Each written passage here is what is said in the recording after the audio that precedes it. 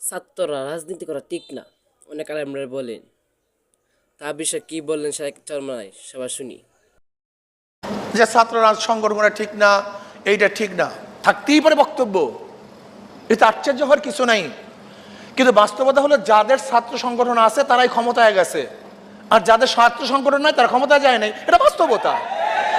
আমি বলবো না আমাদের কালাম নাই, তা বলবো না, কিন্তু এর মধ্যে নেগেটিভ পজিটিভ করে বক্তব্য নাই সে কথা আমি বলবো না। ছাত্র সংগঠন করার এবং না করার উভয় দিকেই বক্তব্য আছে, পক্ষেও যুক্তি আছে, বিপক্ষেও। কিন্তু আমি দেখছি যারা সংগঠন, ছাত্র সংগঠন যাদের আছে তারা ক্ষমতায় গেছে, যাওয়ার অপেক্ষা আছে। আর যাদের ছাত্র সংগঠন নাই তারা ক্ষমতায় যেতেও পারবে না, অপেক্ষাও থাকতে পারবে না। আমি কথাটা বুঝাতে পারছি? এর জন্য আমি বলতেছি যে বিপক্ষে